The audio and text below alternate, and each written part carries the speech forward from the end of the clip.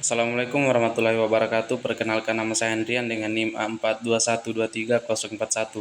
Pada video kali ini saya akan menjelaskan kembali tentang materi dari kelompok saya yang berjudul membandingkan perkembangan pendidikan di negara-negara Asia Tenggara. Yang pertama, Indonesia. Sistem pendidikan Indonesia terus berkembang ditandai dengan pergantian kurikulum sebanyak 10 kali sejak 1947.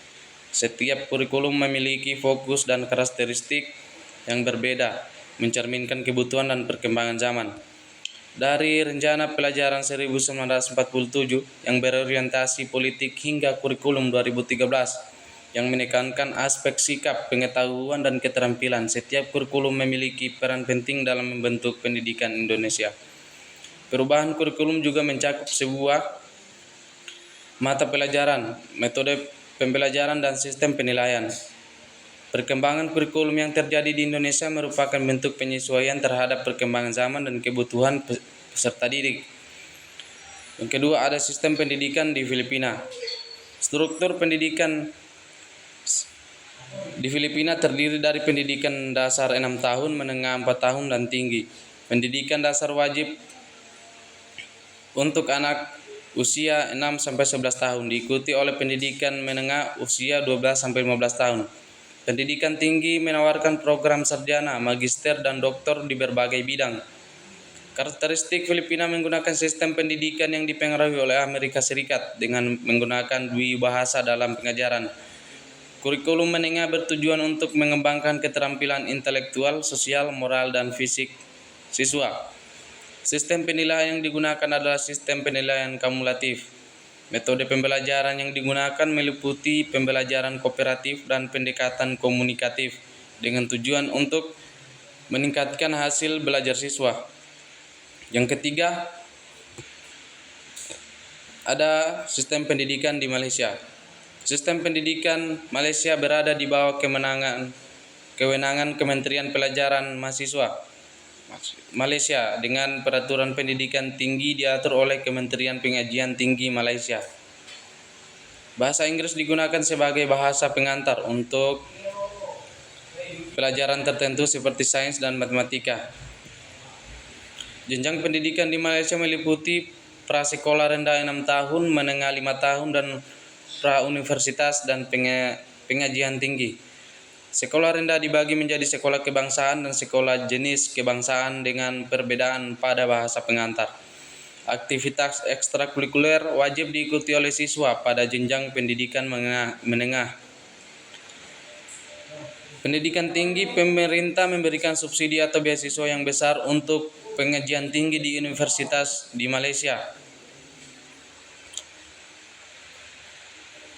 Yang keempat, ada perkembangan pendidikan di Singapura. Singapura menempatkan pendidikan sebagai prioritas yang membangun ekonomi dengan sistem sekolah yang diakui sebagai salah satu yang terbaik di dunia. Kurikulum berfokus pada pengajaran mata pelajaran tertentu dan keterampilan memecahkan masalah. Karakteristik utama sistem pendidikan Singapura menekankan budaya kondusif, sistem yang akuntabel, tujuan pendidikan yang tepat, dan jalur pembelajaran yang dibedakan.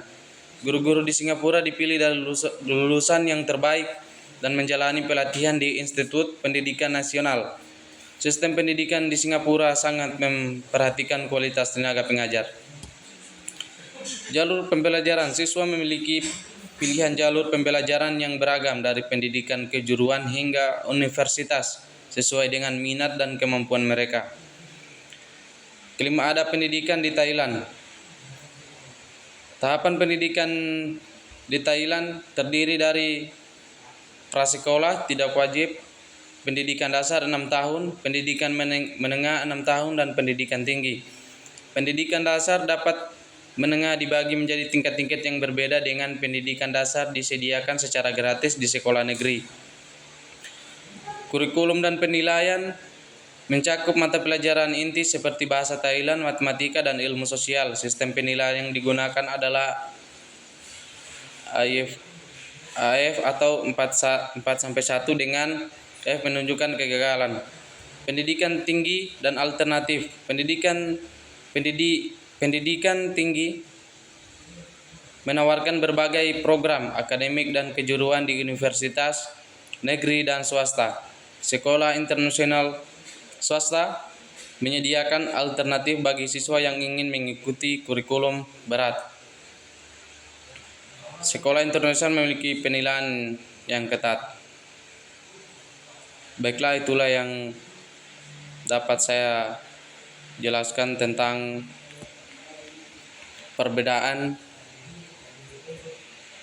perbandingan perkembangan pendidikan di negara-negara Asia Tenggara.